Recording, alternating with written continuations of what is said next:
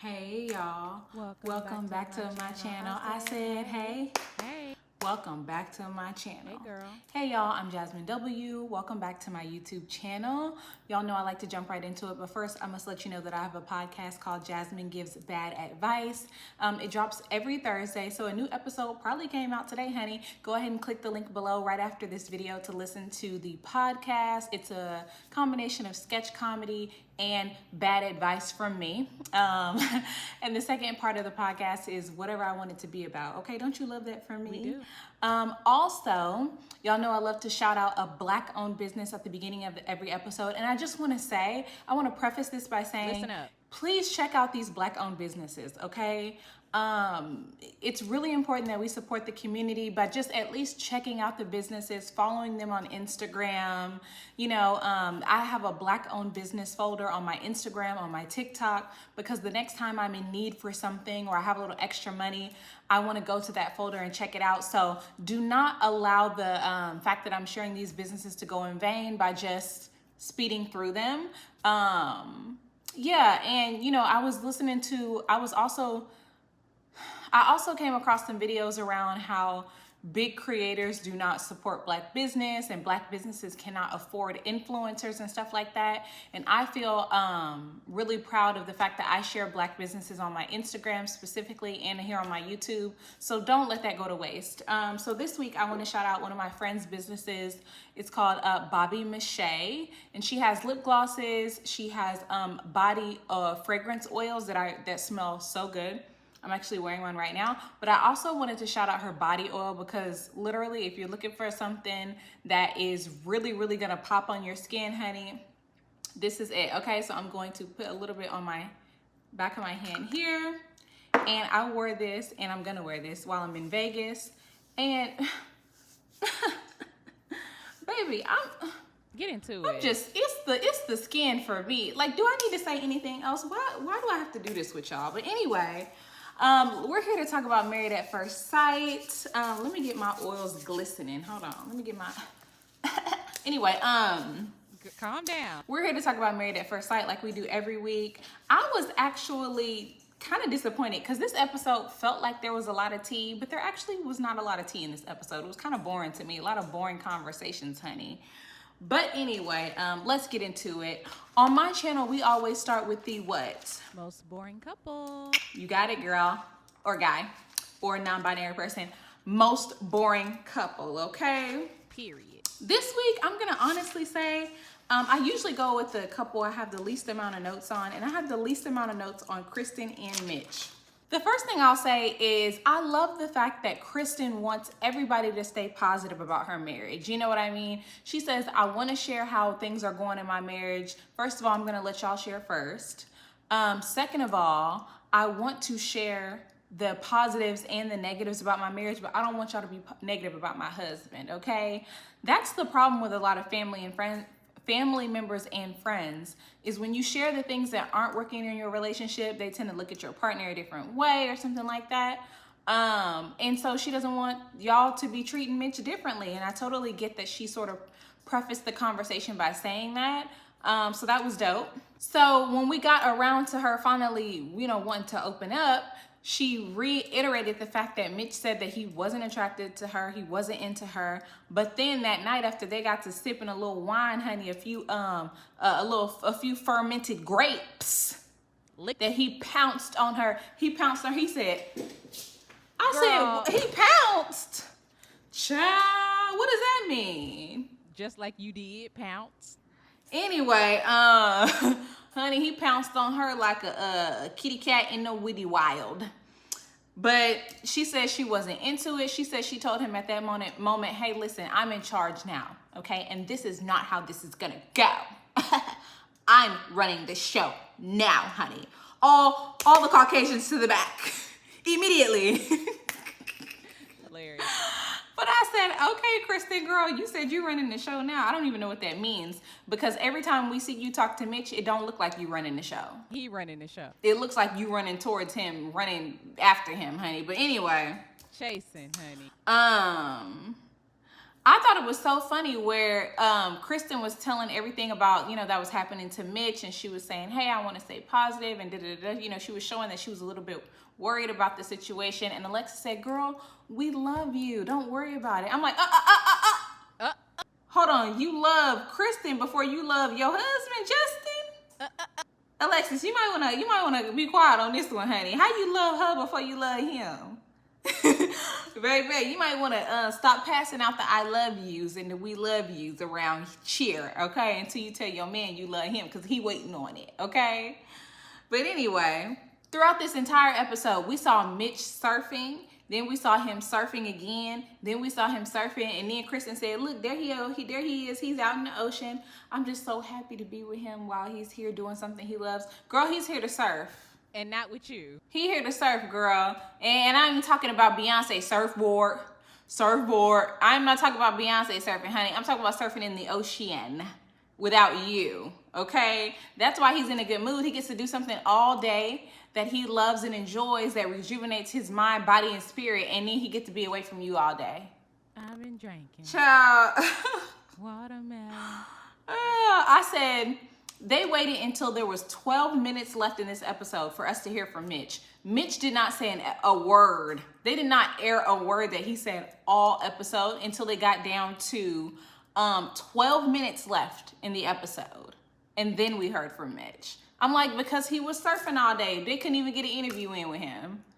Oh my goodness. I wrote down, they must have had sex on the last night that we saw them on the show.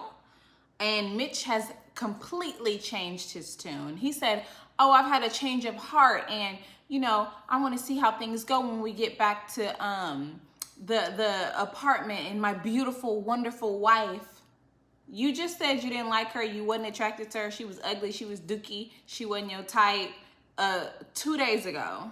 But now you let your soldiers And leave. now because you didn't douse yourself, honey, did you get baptized or what happened? Because now you've had an entire change of tune.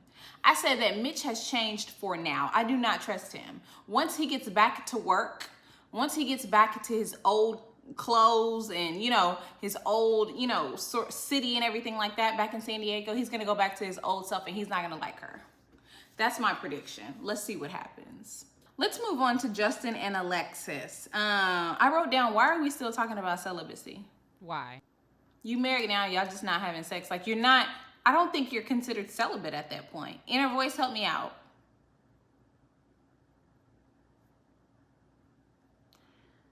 I don't know what I said. So anyway, I wrote down, Alexis said that Justin considers her in everything he does, honey. He don't make a decision without thinking about me.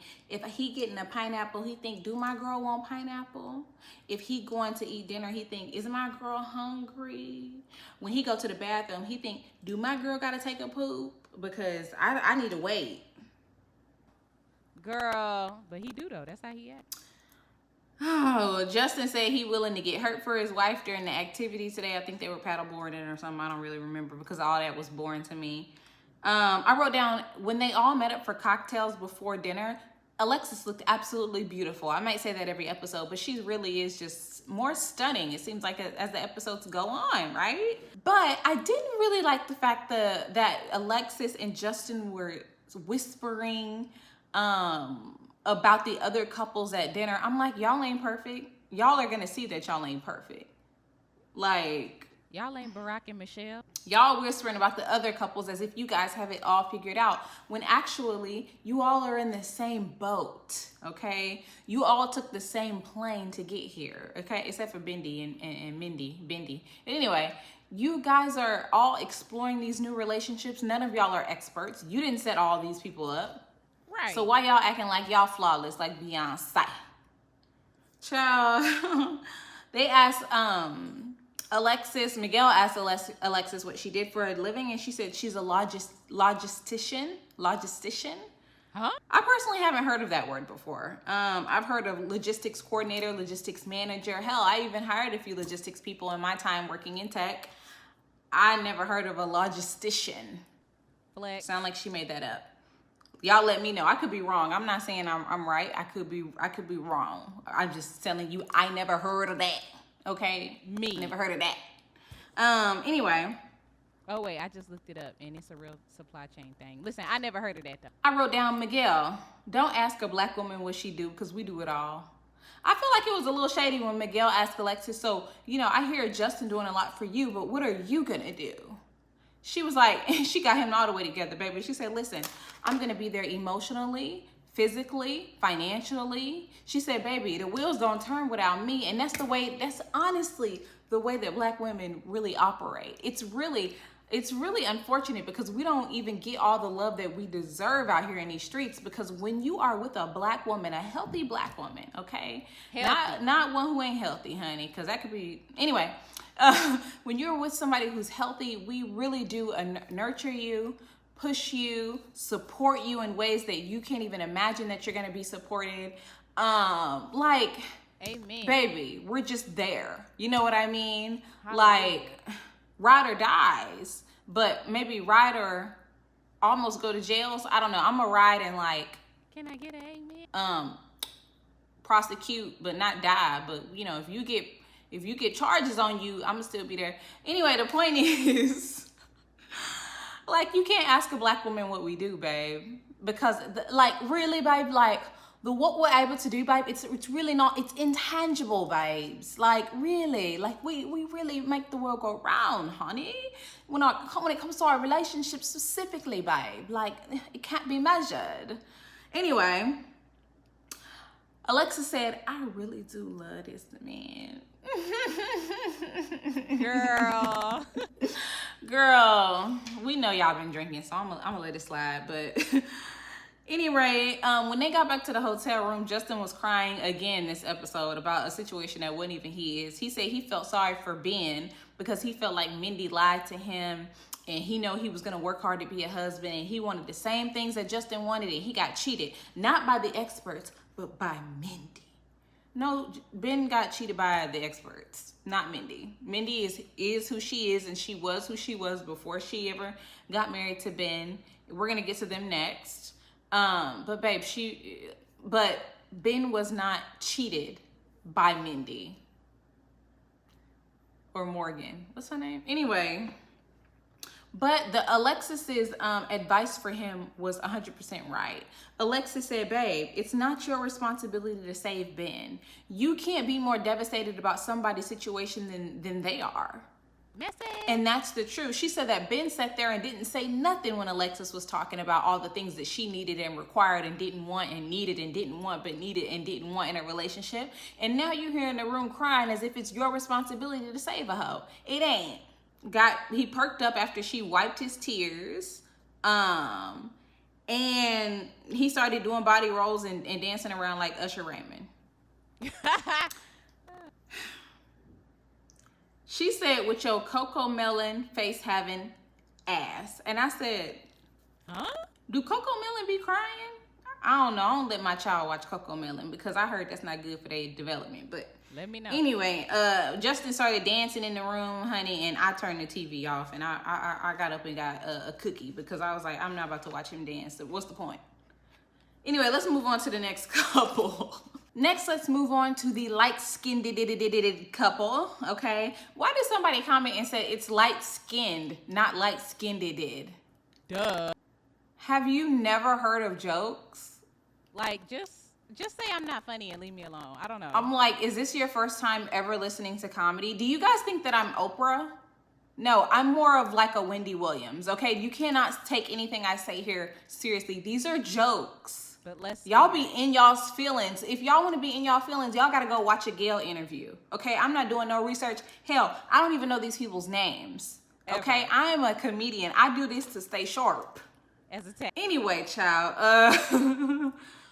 Anyway, they said that they are not doing any love making, and Miguel said that he think that he's lying because the way that Nate acted on the bachelor trip, on the bachelorette party, that he was a very different person. And I agree with Miguel. He was acting very naughty and not as nice as he's acting with light-skinned Keisha. Anyway, light-skinned Keisha planned a picnic for him, and she said, you know, I'm just scared because so many men are intimidated by me. Who is light-skinned Keisha? This conversation is so old to me. Like, if I was single and out dating, I know that men would be intimidated by me as well because I'm extremely intelligent. I'm extremely beautiful. Yep. I'm rooting for everybody black, honey. I'm witty. I'm quick, and I don't really take no shit. Okay, and that rhymes. And so, but it's not something that I would use as sort of like, I don't know. Are you gonna be intimidated by me, baby? Either you're gonna roll with it or you're not. Either you're gonna see the prize, or you're gonna waddle in lies with some other body. Okay, some other body. The point is like, why are you worrying about this? Just be yourself and see if he likes you, girl. Like, what's the big deal? Like, why are you gonna sit here and talk about him being intimidated and saying, I'm a lot.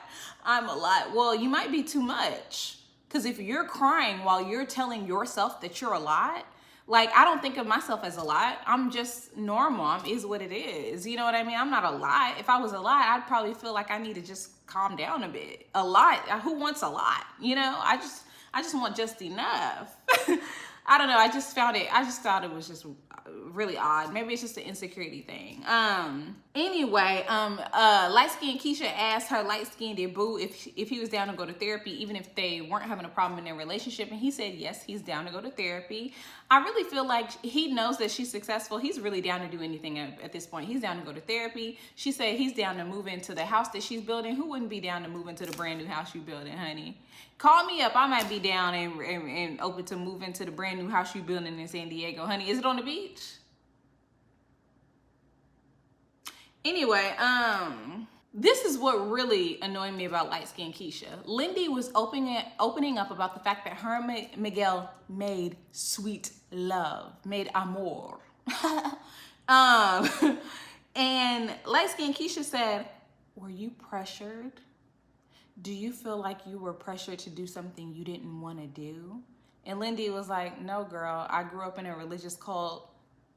Like sex, I'm liberated. And light-skinned Keisha was like, oh, it's just my past. I'm like,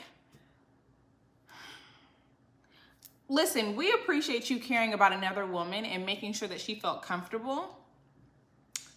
But there's a fine line between making sure somebody is okay and putting your own past and insecurities on other people. You know, you ever had that friend where you say, girl, yeah, I'm just having a rough time, you know, with my husband or with my boyfriend, and she'd be like, he cheating on you. Yeah, because my boyfriend used to act like that too, and he's cheating on you. He's cheating. I know he is, because mine used to act just like that.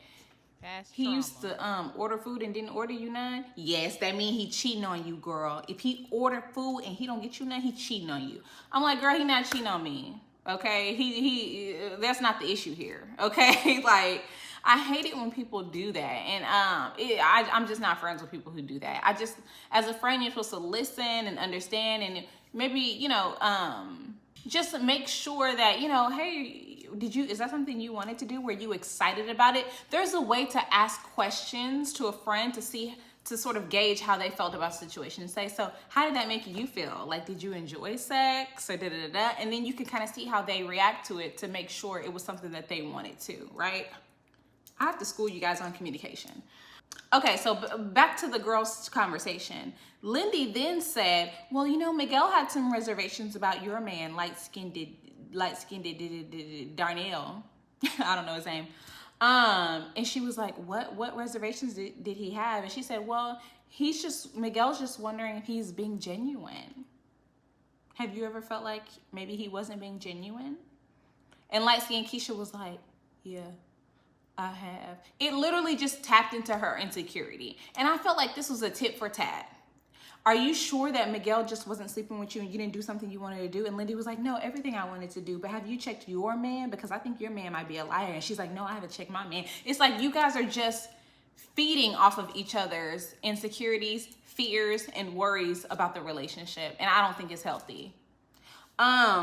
Anyway, after that, you could tell light-skinned Keisha was mad about it because when they were all at the table having dinner later on in the episode, light-skinned Keisha said, actually, Miguel, we don't know anything about you. Why are you single? How old are you? Where do you work at? And then they got interrupted by the mariachi band. And And I'm like, girl, you are gonna let the fact that Lindy told you something in confidence, and you're gonna come back and take that out on Miguel right now. That's something that Miguel told Lindy in confidence, and then Lindy told you in confidence, and now you bringing a triangle back around and you using it against Miguel, asking him what his agenda is over here, over the full 12-seater on the dining table, honey. This is not the time. And I know she has, she was upset about it. Instead of going back and trying to just, reevaluate on her own and not saying anything to anybody about it, she tried to take that out on Miguel. And I don't think that was right, because Miguel wasn't expecting that, because he didn't know that Lindy was going to go back and tell you. I just don't think that was right. Anyway, at the end of the episode, light-skinned Keisha had on her nightie, honey, her lingerie, okay? And she had her makeup on in the bed and her wristband on. I'm like, baby, did you take a bath? Did you take a bath? B-A-F. Bath. And light-skinned Darnell told light-skinned Keisha that he falling in love with her. And I said, ooh, this is just a light-skinned love, honey. I said, you falling in love with her? And he was like, yeah, he falling in love, child. And I said, okay. And then she started crying, talking about how she come with a lot. I'm like, girl, just let this man love you. You should let me love you. Okay, did you not hear Mario? Anyway, I don't know what's gonna happen with the light-skinned couple. My mom thinks that light-skinned Keisha is gonna start bossing him around, and she's gonna start being controlling when they get back to the house. I could totally see that, but I don't want to jump to that conclusion just yet. But that's what my mama said, y'all. Let's see. Let's go ahead and do Ben and Morgan. Why not? Let's do them, because I was just talking about them. Ben said that Morgan's friends told him that she was a certified freak. That's a Meg the Stallion reference. Anyway, I wrote down how her friends know. Right, and where you get your certification. My friends don't know if I'm a freak. Like, we might, talk a little bit at a high level about, intimacy, but we don't say, girl, yeah. And then my legs is on the ceiling. We don't do all that. I mean, let me know how you and your girls talk. Let me know. Because we don't get into detail like that. Just me and my friends. We just say, was it good or bad? What was the special call outs? But we don't go into absolute detail about our encounters, every encounter that we've had, Right. We touch on it, but, not too much. You know what I mean? Keep it cute. But anyway, Morgan said they're going to need more than 10 minutes. Maybe she is a certified freak. Ow. You have to say ow after you say certified freak. I mean, Meg the Stallion. But anyway. Right. I wrote down, I like the fact that Morgan and Ben are a very positive couple. They just listen to each other, and they listen to each other talk, and you know what I mean? They're just very positive. They just have really good energy, I think. Both of them, they have good energy. They're nice. And, I think that's, I enjoy watching them just because they're boring, but they're really thoughtful when it comes to how they communicate. They just seem to really care about the other person's feelings, and that's just very refreshing. I think it's very nice to just see a couple that cares, Morgan thinks Ben is very hot, very attractive. She said that multiple times since they've met and gotten married.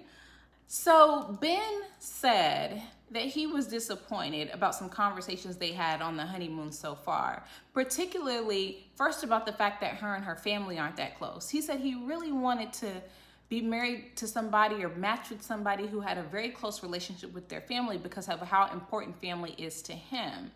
Now, I totally understand his concern there, because sometimes, and I've seen this in my family, personally, when you are with somebody who's not close to their family, they might be reluctant to be close to yours. And if he wants to have a very tight-knit, at-home sort of family life, I know it's very important too in Vietnamese culture. I think he's Vietnamese, for family and friends to be intertwined in your life. And it's really great because you have a really awesome sense of community.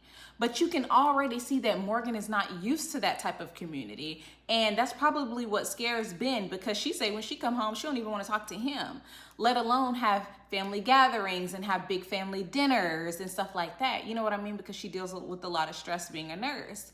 So I understand his concern there. I think that if he's open to being with somebody and embracing them as a part of his family, it can work, but only if she's open to being a part of his family, because she might have some, blockage there because of her trauma. Dr. Jazz. But anyway, This review getting a little boring because they so boring, honey. We gotta spice it up. I wrote down, I think it's very disappointing if Ben expressed how important finances were and to be financially free, how important that was to him, and they hooked him up with somebody who had an enormous amount of debt. That is a misstep on the matchmakers, in my opinion. Why would you hook me up with somebody who has a lot of debt when I already told you I wanted to be financial free, and being, somebody who's fiscally responsible and intelligent is very important to me. Why would you hook me up with somebody who has $100,000 in debt? Why? And I don't know how much debt she has, but I'm just saying, like, it's ridiculous, and I think it's a misstep on the matchmaker's part. It's really unfortunate. I feel like they set them both up for failure. Right, they did. So something interesting came out. The second thing that Ben was worried about was the fact that Morgan said she had one more class until she completes her bachelor's of science in nursing. Huh? I'm like, did you lie? And she said, no, I've been a nurse this whole time. I didn't lie. Da-da-da-da. So hold on one second. Wait 1 second. Hold on. If you didn't lie, why is it a secret? If you've been a nurse this whole time, why do you care who knows? That's the first thing. The second thing is you might be a nurse, but it sounds like you might not be a registered nurse, because there's a difference between an RN and other kind of nurse. I don't know. I need a nurse to jump in the comments and let me know the difference and what's going on here, because how do you have one more class left, but you've already been practicing nursing? Are you a legitimate nurse? My daddy said she's sitting at the front desk. Passing out Band-Aids. She's talking about, sir, is your heart, let me check your blood pressure. Let me go get the, honey, he said she ain't no real nurse. And I said, I don't know what's going on, honey, but if it's the truth, why do you have to keep it a secret? Why are you mad that Ben told somebody? Exactly. Justin said that Ben got cheated because he deserved the perfect wife. There's no such thing. There's no such thing as the perfect wife or the perfect husband. Y'all gotta really get that through y'all heads, especially people who haven't been married before. There is going to be hiccups in every single relationship. Nobody is flawless when it comes to matching you.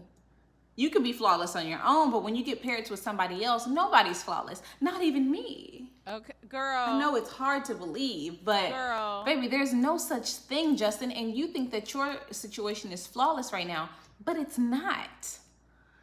I didn't like the fact that Morgan said, Ben should have let go of his expectations during this process. Well, that's unrealistic. That's why they ask you, what do you expect in a husband or wife? What do you want? Those are expectations. You can't let go of those and just say, well, just give me whatever. I'll take whatever. We all have expectations. So for you to say, oh, well, I think he should just let go of those expectations. He can't. Those are the things that he wanted. Now, if you think he should just be open up and see what happens and get to know you and trust you, that's different. But letting go of his expectations, who want to do that?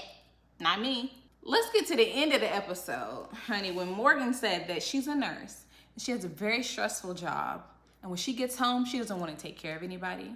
She don't want to talk to nobody. She don't want to cook for nobody. She don't want to cater to nobody. She wants to come home, decompress by her damn self, get her mind, body, and her spirit together, and go to bed. Baby, be by yourself. And don't have no kids.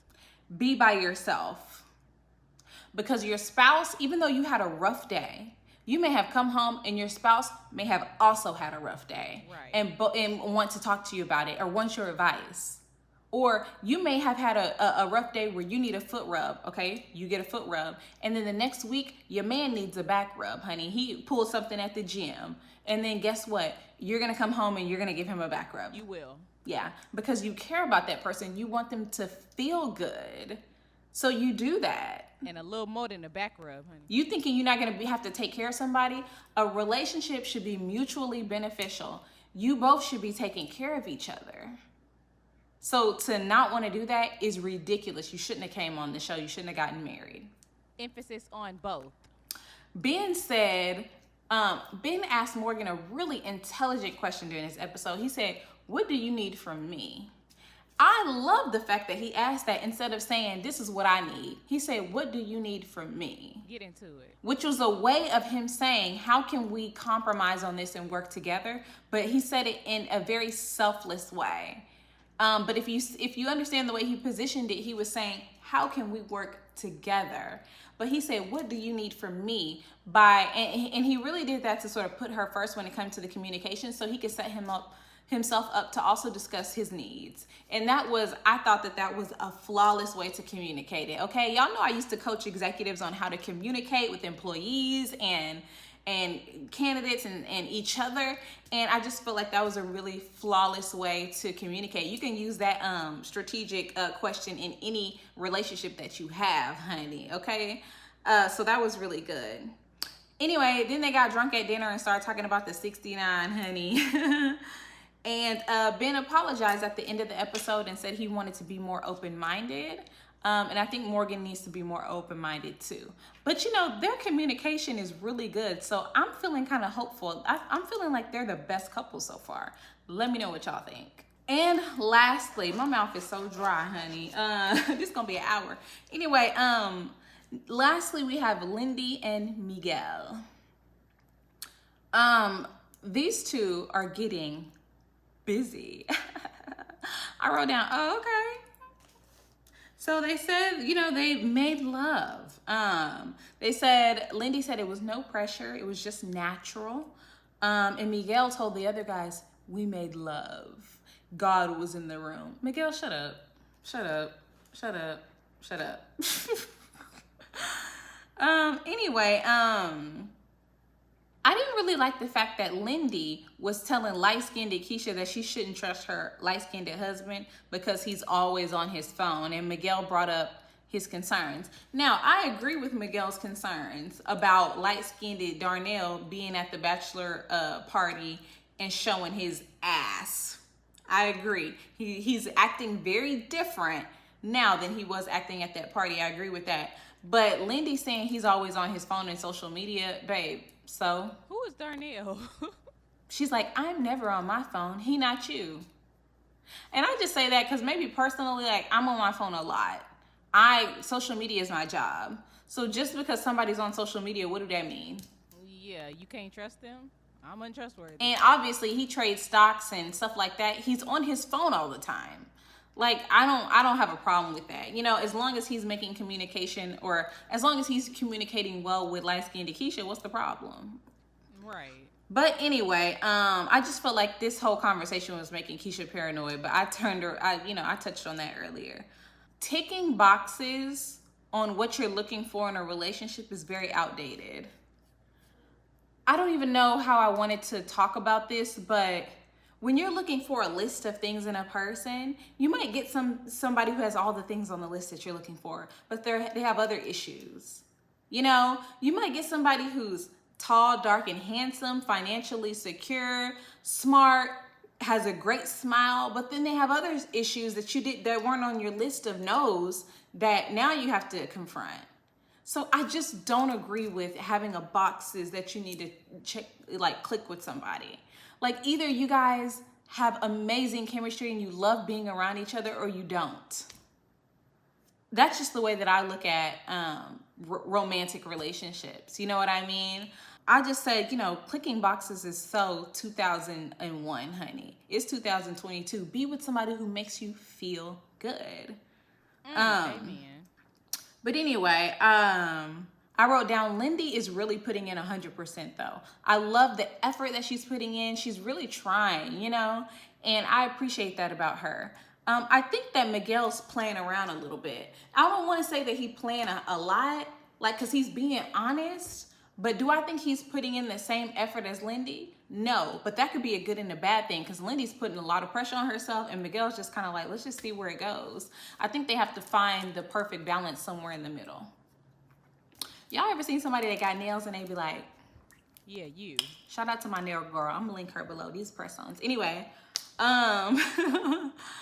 I clocked when Lindy told light-skinned Keisha, I love your natural hair. I'm like, okay, Lindy, I see you, girl. Okay, I see you trying to know what the black girls be doing or whatever. I see you. We appreciate you. Anyway, I wrote down, I understand that Lindy fears being rejected by Miguel. But to be honest, Miguel is just trying to tell the truth. He's just trying to set expectations. He doesn't know where this is going to end up at the end of 8 weeks.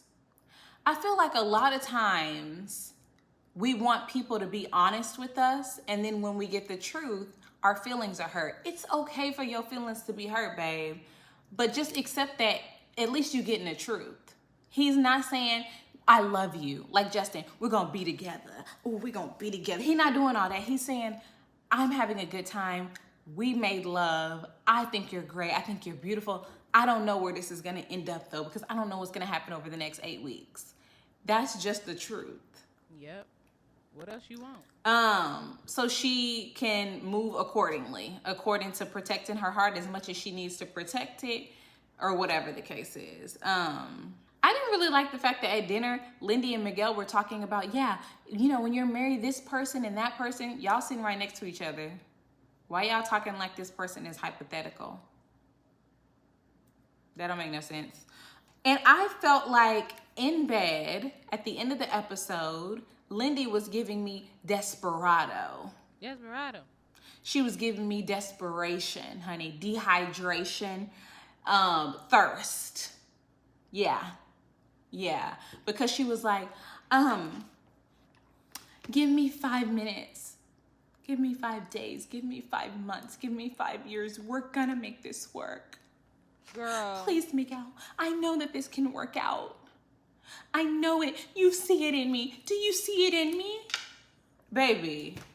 It's giving Elsa. Girl, why are you doing all of this? Just see what happens. Why are you begging and pleading like old black 80s singer or something like that? Al Green or somebody, honey. Luther Vandross. Why are you begging and pleading like Barry White, baby? This ain't it ain't even, you ain't even gotta do all of that. Just see what happens. Usher Raymond.